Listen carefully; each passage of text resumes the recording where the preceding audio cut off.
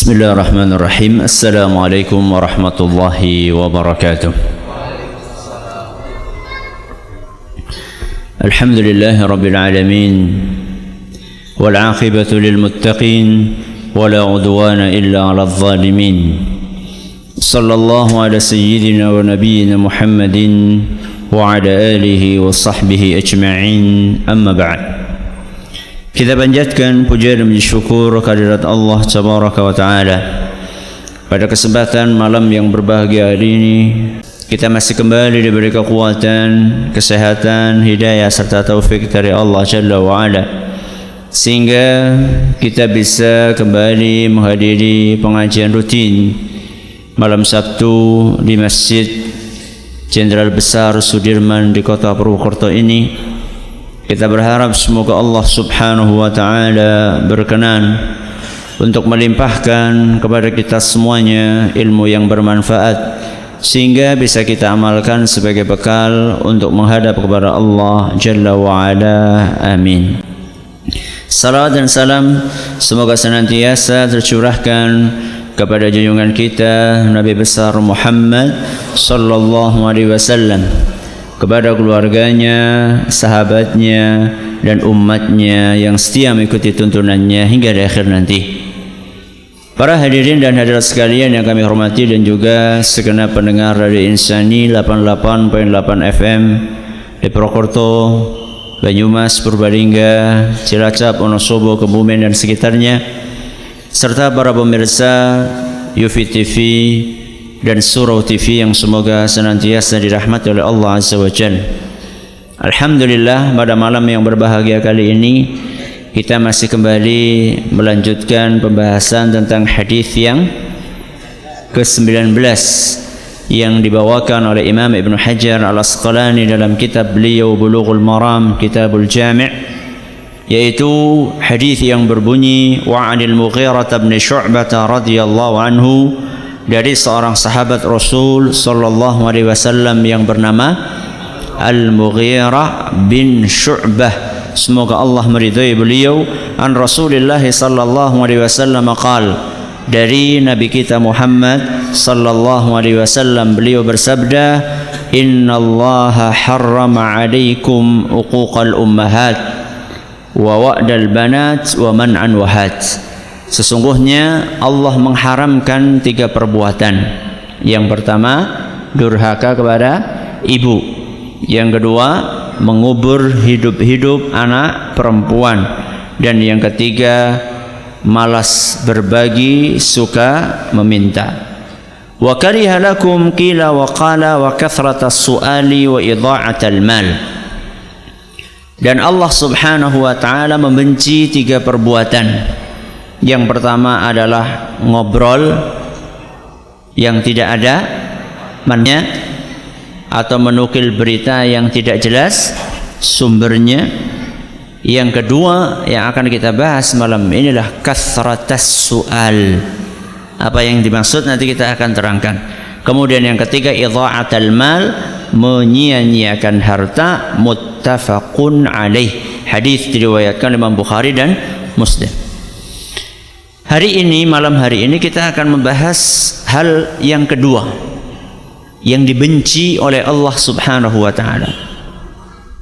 Rasulullah SAW sebutkan yang kedua adalah kathratus su'al. Kathratu dalam bahasa Arab artinya banyak. Artinya apa? Banyak. Su'al itu bisa diterjemahkan meminta, dan bisa diterjemahkan bertanya.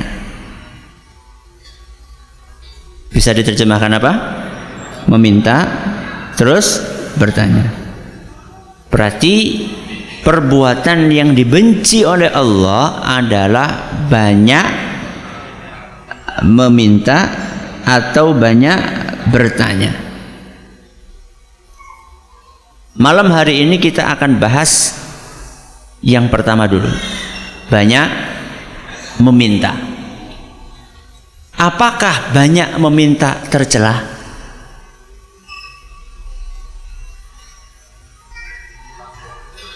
Kurang jelas pertanyaannya. apakah banyak meminta tercela? Belum tentu.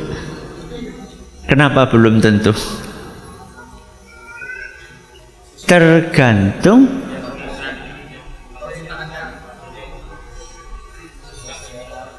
Tergantung mintanya sama siapa.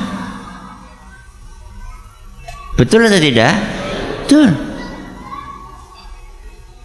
Tidak tercela kalau mintanya sama Allah Subhanahu wa ta'ala. Mana ada minta sama Allah tercela. Ada sebagian orang mengatakan, jangan dikit-dikit minta sama Allah, bikin manja. Subhanallah. Anda pikir kalau kita minta sama Allah, kita ini nggak usaha, kita ini tidak berbuat, kita tidak berikhtiar?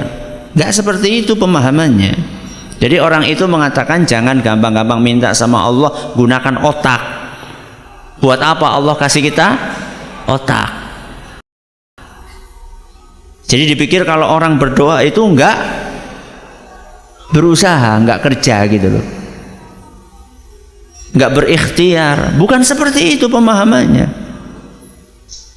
Kita tetap berusaha, kita tetap berikhtiar, tapi jangan lupa berdoa. Orang yang cuma mengandalkan ikhtiarnya saja tanpa berdoa, ini adalah manusia yang sombong. Dan orang yang cuma berdoa saja tanpa berusaha, ini tidak sesuai dengan syariat yang menyuruh kita untuk berusaha. Sehingga sama sekali tidak tercela kalau kita mintanya sama Allah.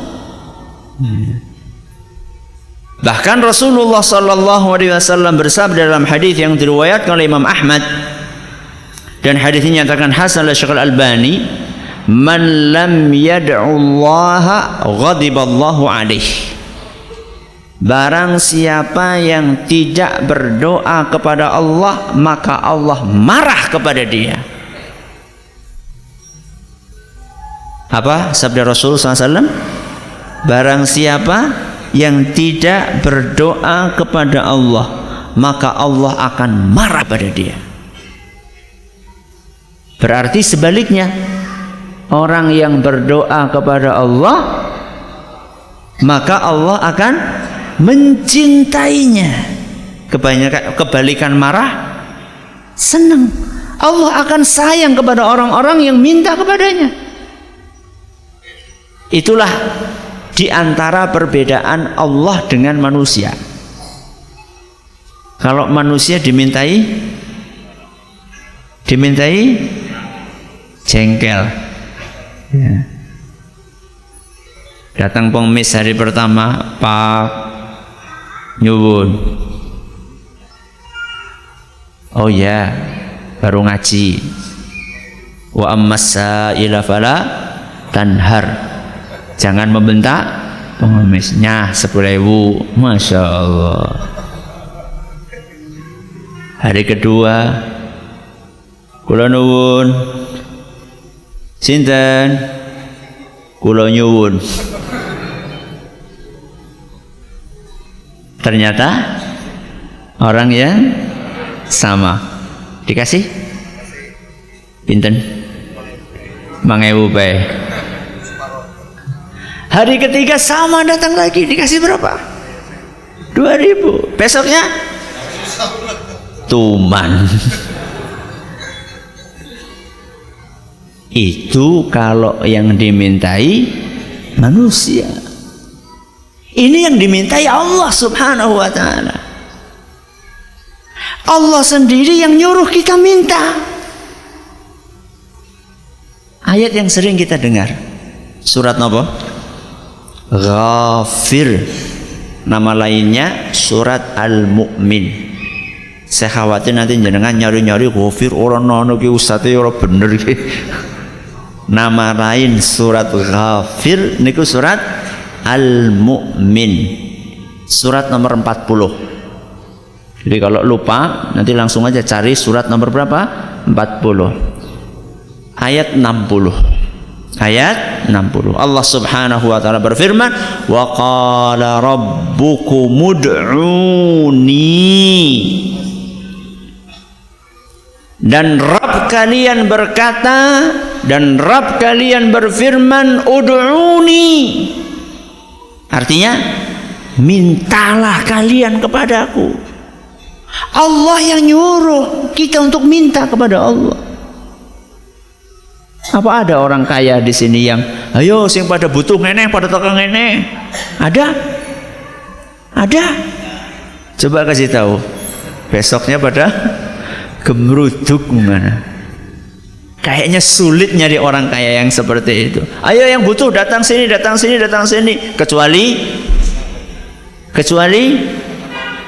ada maunya. Apa maunya?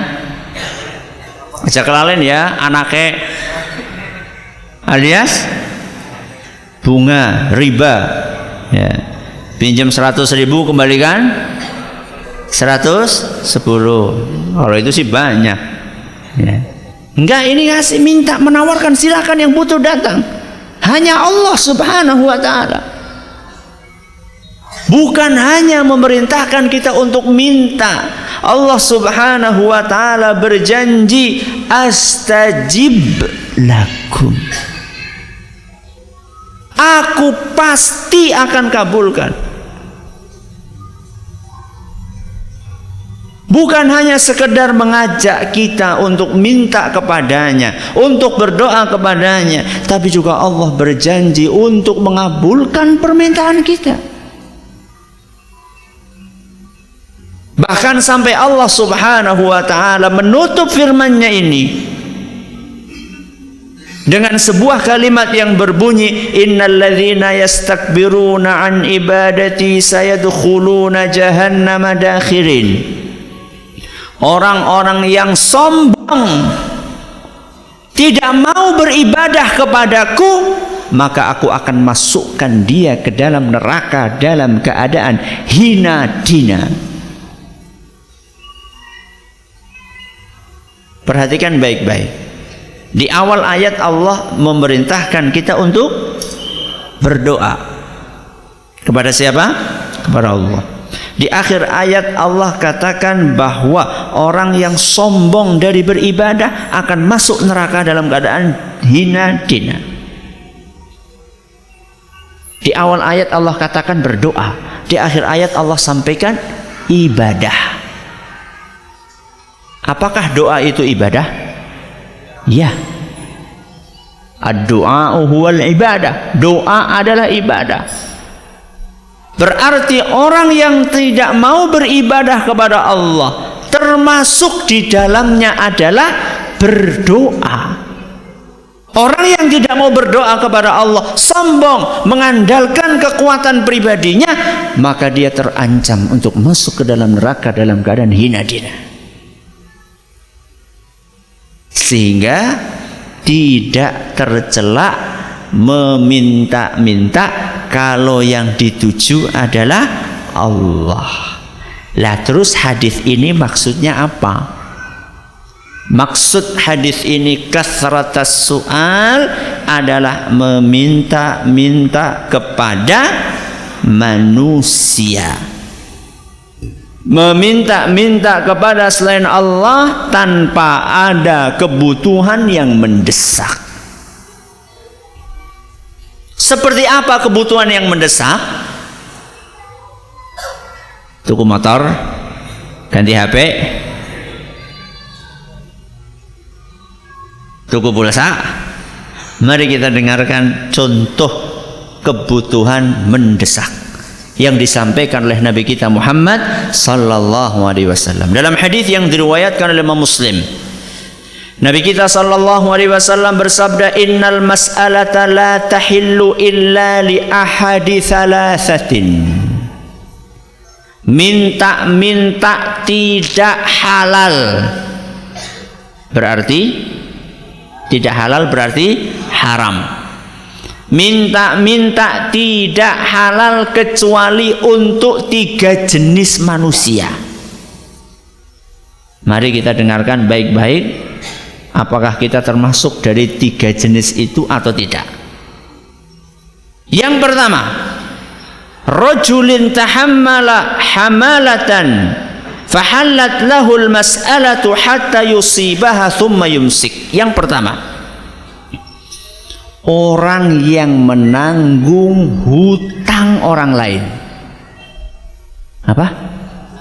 Menanggung hutang orang lain, maka halal baginya untuk minta-minta sampai terlunasi hutang orang lain tersebut. Setelah itu tidak halal minta-minta lagi. Ustaz, nanggung hutang orang lain sih kayak ngapa? Hutangnya dewek be, urung lunas nanggung hutang orang lain. Diceritakan oleh sebagian ulama, contohnya di dalam Islam kasus perselisihan, misalnya antara satu kabilah dengan kabilah yang lain terlibat perselisihan sampai ada di antara anggota kabilah itu yang terbunuh, dan biasanya nyawa dibalas nyawa. Dicari pembunuhnya siapa. Kalau seandainya tidak ketemu, maka menuntut ganti rugi yang diistilahkan dengan diat. Apa? Diat. Pernah dengar kasus TKI atau TKW, saya lupa, yang orang Indonesia ngumpulin duit banyak untuk tebusan, ya. Atau alternatif yang ketiga, dimaafkan. Tapi kalau misalnya salah satu saja dari ahli warisnya tidak setuju, maka harus membayar diat. Nah sekarang diat ini kadang-kadang jumlahnya besar. Saya lupa dulu pas ada TKW atau TKI itu berapa ya minta diatnya, lupa saya. Sudah terkumpul duitnya, kalau nggak salah setelah itu dimaafkan atau gimana ya, akhirnya dikasihkan kepada TKI TKW tersebut. Habis itu terus katanya jadi kayak toko emas berjalan apa gimana, maksudnya apa? Itu gue tuku emas kopi. Itu salah satu kasus. Tapi ada juga orang yang memang betul-betul untuk menebus nyawanya. Nah dalam kondisi seperti itu boleh orang yang bertanggung jawab itu untuk minta-minta demi untuk menebus tanggungan orang lain ini. Kalau sudah tertebus selesai, tidak boleh minta-minta lagi. Ini kondisi yang keberapa? Pertama. Kondisi yang kedua, Rasulullah SAW sampaikan, wa rajulin asabat hujaihatun ijtahat malahu fahallat lahul mas'alatu hatta yusiba qiwaman min aish. Orang yang kedua, seseorang yang ditimpa musibah sampai menghabiskan seluruh hartanya. Berapa? Seluruh hartanya. Rumahnya habis, kebunnya habis, ternaknya habis, tokonya habis. Si musibah apa Ustaz? Apa kira-kira? Tsunami. Apalagi? Kebakaran. Apalagi? Gempa. Apalagi? Longsor. Apalagi? Hah? Apa? Puting beliung dirampok nganti entong-tong, tabung gas ya digawa habis semuanya. Orang yang seperti ini boleh minta-minta sampai kapan? Mati-mati yura hatta yusiba qiwaman min aish, sampai dia bisa hidup mandiri. Cukup untuk makan dia dan anak-anaknya. Jadi bukan sampai kekayaannya kembali seperti semula. Ya. Dulu sebelum ada kebakaran duitnya 1 M. Pokoknya orang mandek, golek ngemis nganti ngumpul maning 1 M. Enggak. Sampai dia bisa mandiri. Sampai kebutuhan primernya, kebutuhan primer, bukan sekunder. Sekunder contohnya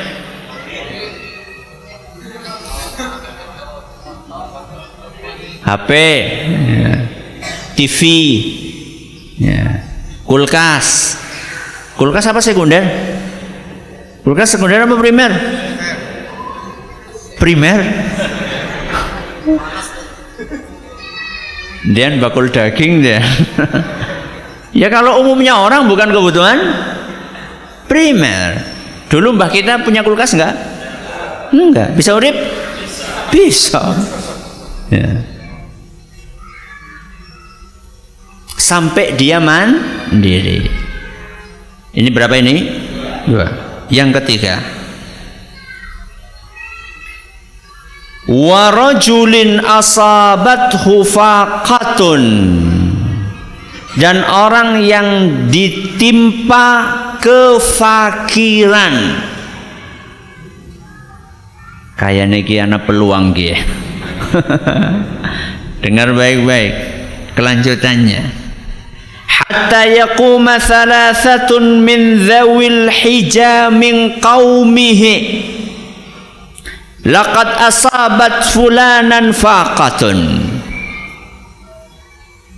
Namun ada syaratnya, harus ada 3 orang yang bijak.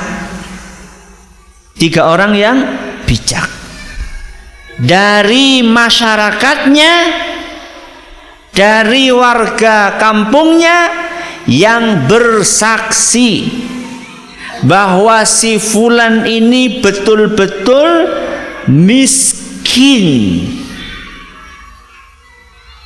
Berapa orang? 3. 3 orang sembarang orang? Bukan. Zawil hija, orang yang bijak, orang yang tidak gampang disuap, orang yang jujur. Sembarang orang jujur tidak, harus dari masyarakat kampungnya. Kenapa? Kenapa? Karena tahu persis. Ada orang jujur dari wilayah lain, gak tahu dia. Iya pancen tekan ngene nyong klambine rowet-rowet, sobek-sobek bajunya. Ternyata dia masih punya tanah di sana atas nama istri mudanya. Wah, ini repot gitu. Ya. Perhatikan baik-baik. Nabi SAW itu ketika menyampaikan hadis, teliti Nabi kita SAW. Jadi betul-betul pintu minta-minta itu, kalaupun ada jendela itu terbukanya apa? Sedikit. Sebagian orang di zaman ini pengennya jendelanya belah, dibuka selebar-lebarnya. Enggak. Minta-minta itu aslinya haram, kecuali dalam kondisi yang tadi disebutkan. Kalau sampai ada orang miskin, kemudian ada 3 orang yang bijak dari masyarakat kampungnya bersaksi bahwa ini betul-betul miskin, halat lahul mas'alah hatta yusiba qiwaman min aishin. Maka halal bagi dia untuk minta-minta sampai mendapatkan kecukupan untuk kebutuhan pokoknya. Berarti kalau habis minta-minta cukup untuk makan 2 hari misalnya, maka sebelum habis tidak boleh minta-minta. Nah, bagaimana dengan orang yang memang profesinya minta-minta? Kemudian Rasulullah SAW tutup sabdanya, ya qabi fama siwahunna minal mas'alati ya qabisatu suhtan. Wahai qabisah. Qabisah itu yang meriwayatkan hadis ini. Selain 3 itu, minta hukumnya haram. Ya'kuluha sahibuha suhtan. Seandainya dia makan dari hasil minta-minta itu selain 3 kondisi, maka yang masuk ke perutnya adalah barang yang haram. Hadis riwayat Muslim. Dan hadis ini jamaah yang kami hormati mengajarkan kepada kita agar kita punya harga diri, agar kita memiliki kehormatan dan kemuliaan. Jangan mudah-mudah untuk minta-minta dan menjadi beban orang lain. Apalagi kita sudah mampu untuk mencari duit sendiri. Saya tidak katakan anak-anak SD, anak-anak TK, ya, ketika minta sangu kepada siapa? Bapaknya, ibunya, jangan minta-minta. Kamu bukan salah satu dari 3. Gue teraman sing medit gue. Bapaknya yang beli itu, dia belum bisa bekerja dan dia masih berada di bawah tanggungan kita. Atau istri misalnya, Pak, nafkahnya mana? Kamu kena musibah Pak? Itu kewajiban. Itu kewajiban. Kita sedang membahas orang-orang yang mampu untuk bekerja. Dan amat disayangkan sampai sekarang masih banyak anak yang sudah masuk usia bisa bekerja, itu masih menjadi beban buat orang tua. Bahkan yang lebih parah dari itu, anak sudah beristri dan sudah punya anak. Anak sudah punya anak, berarti dia sudah jadi bapak, masih ngantri di rumah orang tuanya setiap awal bulan, ngenteni pensiunan. Anda bayangkan bagaimana anak ini menjadi beban buat orang tuanya. Sekarang itu saatnya Anda yang ngasih kepada orang tua. Orang tua itu semakin tua semakin lemah, sedangkan Anda semakin kuat.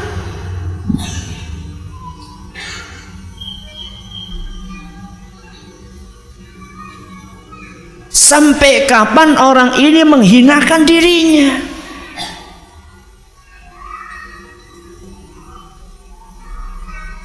Kapan itu saya baca berita ngenes, seorang anak tega membunuh ibunya sendiri dengan pacul. Di tempat yang lain membunuh ibunya pakai cobek, dipukul di kepalanya. Kenapa? Minta duit nggak dikasih sama ibu.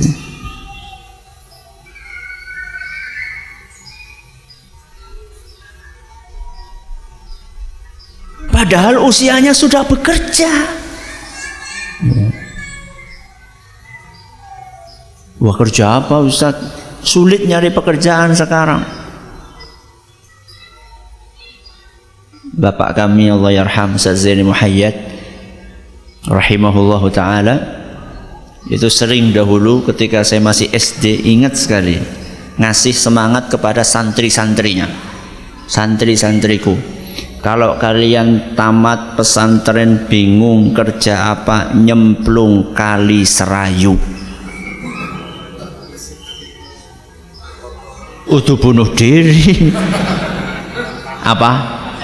Golet pasir.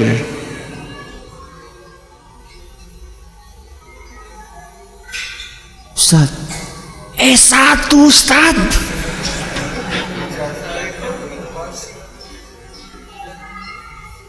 Ijazah Ustaz S1 nyemplung Serayu. Lebih mulia mana? Nyari pasir atau tidur di rumah nunggu belas kasihan orang tua? Lebih mulia mana? Nyari pasir. Rasulullah SAW sampai bersabda, la an yahtatiba ahadukum huzmatan min hatab. Kalian mencari kayu bakar, kemudian Anda jual di pasar, kemudian dapat beberapa keping uang. Kayu bakar sekarang harganya berapa? Oh, sudah nggak ada yang pakai kayu bakar. Seikat berapa ya? Berapa? 5.000. Kira-kira turun dari hutan itu bawa berapa ikat? 4, Masya Allah. Berarti dapat berapa? 20.000. Orang yang seperti ini lebih mulia, lebih terhormat daripada orang yang kerjaannya pak jaluk duite, alias minta-minta.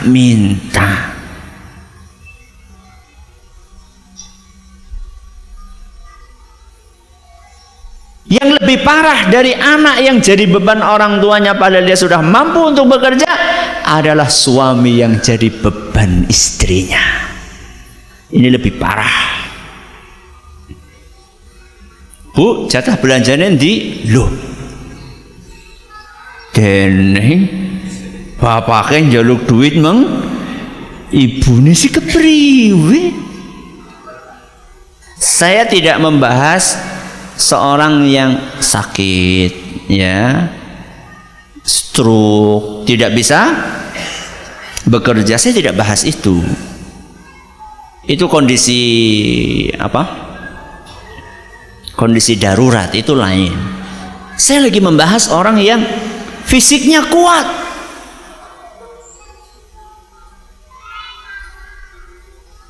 akan tetapi dia malas untuk bekerja karena tahu istrinya bekerja, sehingga kerjaannya setiap hari ternak teri.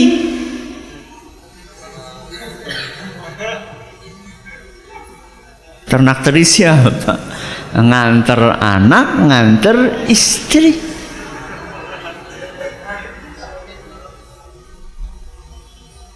Kapan? Pagi, sore. Bar gue dolanan darah. La ilaha illallah.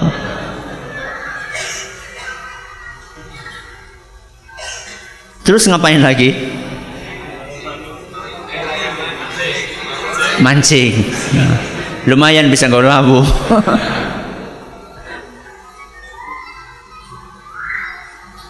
Di mana kehormatan Anda sebagai suami? Suami itu kenapa sih jadi kepala keluarga? Ada sebabnya suami itu jadi kepala keluarga, bukan tanpa sebab. Mari kita simak sebabnya apa dalam surat An-Nisa ayat 34. Surat An-Nisa ayat 34. Ar-rijalu qawwamuna 'alan nisa. Ayat ini sering kita baca dan kita dengar. Apa artinya? Laki-laki adalah pemimpin bagi kaum wanita. Suami adalah kepala keluarga untuk istrinya. Kenapa? Bima faddalallahu ba'dahum 'ala ba'd. Karena laki-laki punya kelebihan fisik, kelebihan akal, ya, kelebihan kekuatan. Terus wa bima anfaqu min amwalihim. Karena suami memberikan nafkah kepada istrinya. Ini sebabnya kenapa suami jadi kepala rumah tangga. Seandainya suami tidak memberikan nafkah kepada istrinya, kerjaannya apa tadi?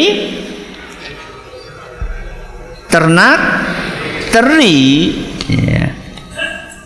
Nanti akan datang suatu masa istrinya berkata kepada sang suami, "Pak, tek pegat engko lho." Bayangkan, masa suami diceraikan oleh istri? Ini kan kebalik. Seharusnya hak cerai itu di tangan suami. Monggo. Alhamdulillahirabbil alamin, wassalatu wassalamu ala nabiyyina Muhammadin wa ala alihi wa sahbihi ajma'in. Amma ba'd. Kita bacakan beberapa pertanyaan yang masuk. Ustaz, apa hukumnya orang yang meminta-minta sumbangan untuk membangun masjid? Apakah ini termasuk minta-minta yang tercela? Jawabannya tidak. Karena yang tercela adalah meminta-minta untuk kepentingan pribadi. Apa dalilnya? Kalau untuk kepentingan umum diperbolehkan. Hadis yang diriwayatkan oleh Imam Al-Bukhari. Hadis yang diriwayatkan oleh Imam Al-Bukhari, di mana Nabi kita sallallahu alaihi wasallam, sebagaimana yang dituturkan oleh seorang sahabat namanya Sahal bin Sa'ad As-Sa'idi radhiyallahu anhu, beliau sallallahu alaihi wasallam pernah mengutus seorang sahabatnya untuk mendatangi seorang wanita, seorang ibu. Lalu Nabi SAW berpesan, perintahkan kepada anakmu, anak ibu tadi yang tukang kayu, untuk membuatkan untukku sebuah mimbar. Apa? Mimbar. Mimbar itu untuk masjid. Dari hadis ini Al-Imam Al-Bukhari mengambil kesimpulan bab meminta bantuan tukang kayu dan ahli pertukangan lainnya untuk membuat mimbar dan masjid. Loh, itu kan minta tolong dalam masalah pertukangan, Ustaz. Termasuk di dalamnya dari orang-orang yang punya kemampuan rizki, sebagaimana disimpulkan oleh Imam Ibnu Battal rahimahullah. Di dalam hadis ini terdapat pelajaran tentang bolehnya minta bantuan kepada ahli pertukangan dan orang-orang kaya untuk segala hal yang manfaatnya menyeluruh buat kaum muslimin. Berarti bukan untuk kepentingan pribadi. Akan tetapi yang namanya sumbangan untuk masjid itu kan sifatnya sedekah. Jadi sedekah itu nggak usah dipaksa, tidak perlu dipaksa. Dan yang dimintai tolong itu dilihat-lihat orangnya, apakah ini dia mampu atau tidak. Dan sebaiknya orang yang mampu mestinya nggak usah diminta, dia sudah tergerak hatinya. Dan seharusnya orang-orang kaya itu berterima kasih karena diberikan peluang, diberikan tempat yang tepat untuk menyalurkan hartanya. Jadi seakan-akan kalau dalam masalah seperti itu yang butuh itu cuma panitia pembangunan. Anda orang kaya juga butuh, ya, butuh untuk menyalurkan kekayaan Anda. Jadi jangan seakan-akan yang minta-minta ini adalah Panitianya inilah yang posisinya butuh sekali. Anda juga butuh orang kaya. Berarti kan simbiosis mutualisme, saling menguntungkan. Yang satunya dia akan terbantu untuk menyelesaikan masjid, yang satunya dia akan terbantu untuk mendapatkan pintu buat amal saleh dia yang bisa bermanfaat untuk dunia dan akhiratnya. Wallahu a'lam bishawab. Akan tetapi sebaiknya caranya yang elegan gitu ya, caranya yang elegan. Saya nggak terlalu setuju kalau di jalan-jalan gitu ya, kemudian pakai jaring ya. Saya kurang setuju cara seperti itu, agak kurang apa ya, kurang baik ya. Efeknya kurang baik juga buat kesan terhadap umat Islam. Ya cara yang elegan lah, cara yang elegan. Kemudian juga jangan cuma memikirkan bangun, dipikirkan juga isinya. Gimana? Minta, setelah itu selesai masjidnya kemudian kosong. Ya. Maka juga harus dipikirkan. Ustadz, apa hukumnya memberi pengemis yang seharusnya masih bisa bekerja? Kalau kita tahu dia itu fisiknya kuat, maka jangan dikasih. Jangan dikasih. Tapi nggak boleh membentak. Karena Allah Subhanahu wa taala berfirman, wa ammas-sa'ila fala tanhar. Jangan membentak pengemis. Nggak dikasih sudah nggak dikasih, mboten. Atau kalau Anda punya keberanian untuk menasehati, nasehati. Kalau Anda lihat fisiknya masih kuat ya. Karena kita juga punya beban tanggung jawab moral untuk tidak membuat orang menjadi ketagihan dengan minta-minta. Karena minta-minta itu kan memang modalnya tangan kemudian dipegangin, ini modalnya cuma ini dong. Memang daripada nyari kayu bakar atau nyemplung serayu itu jauh lebih nyaman modal kayak gini toh ya.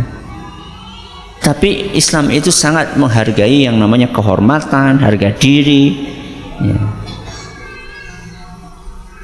Maka kalau kita melihat ada orang yang kelihatan mampu, sebaiknya tidak diberi. Ustadz, boleh nggak berdoa setelah sholat? Apa cukup dengan berzikir? Boleh, berdoa setelah sholat boleh, cuman setelah berzikir. Jadi bukan habis sholat salam langsung berdoa. Setelah berzikir ya. Zikir istighfar, kemudian tasbih, takbir, tahmid. Setelah itu Anda mau berdoa tidak masalah, boleh insyaallah. Ustadz, saya mau bertanya, saat ini banyak medsos yang memberitakan pelakor perebut suami orang, laki-laki orang. Ayat apa atau hadis apa yang menjelaskan soal ini, dan apa dosa dan hukumannya di akhirat nanti?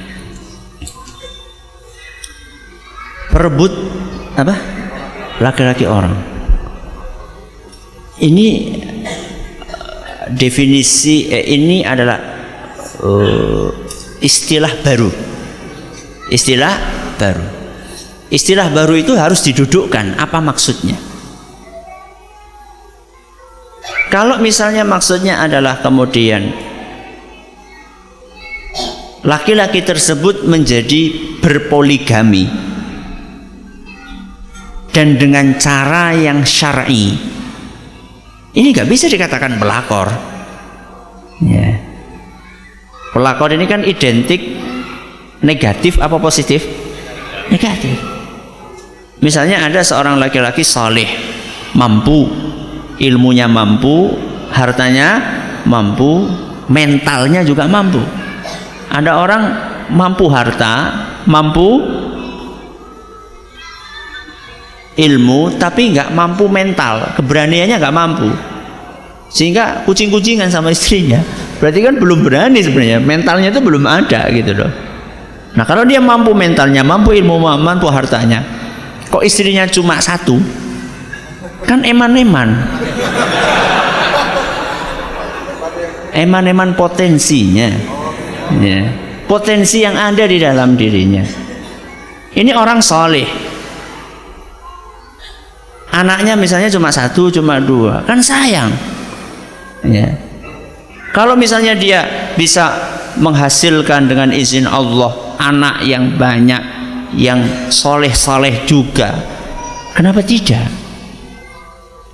Itu kalau yang dimaksud adalah berpoligami dengan cara yang syar'i, ya, bukan dengan cara yang tidak syar'i. Tapi kalau yang dimaksud adalah kemudian merebut laki-laki orang, yakni maksudnya adalah suami ini kemudian menceraikan istrinya, kemudian jadi istri, kemudian jadi suami wanita tersebut, maka itu tidak boleh. Apalagi dengan cara-cara yang haram, dengan berselingkuh. Hadisnya apa? Ayatnya apa? Jelas. Ayatnya wala taqrabu zina, jangan dekati zina. Dan itu yang identik sekarang dilakukan. Digoda, ya, SMS masuk, ya. Memang betul di situ tulisannya no sek no sara, ya. Tapi ternyata ujung-ujungnya adalah apalagi, ya. Saya lagi kesepian, telepon. Hati-hati, ya. Zina itu bisa diawali dari HP. Karena zina itu tidak melulu ujuk-ujuk langsung zina kemaluan. Diawali dari zina mata, zina mulut, zina tangan. Hati-hati. Jadi kalau ada SMS nyasar seperti itu nggak usah direken. Oh, aku kok terpilih ya? Terpilih. Itu Anda itu lagi dipasangi jerat setan. Hapus, nggak usah disimpan, nggak usah dibikin arsip, ya, hapus sudah. Kalau perlu di blacklist, apa istilahnya itu kalau HP? Diblokir, ya. Hati-hati. Mudah-mudahan Allah memberkahi majelis kita. Terima kasih atas perhatiannya menuntas segala kurangnya. Kita tutup dengan membaca subhanakallahumma wa bihamdika asyhadu an la ilaha illa anta astaghfiruka wa atubu ilaik. Assalamualaikum warahmatullahi wabarakatuh.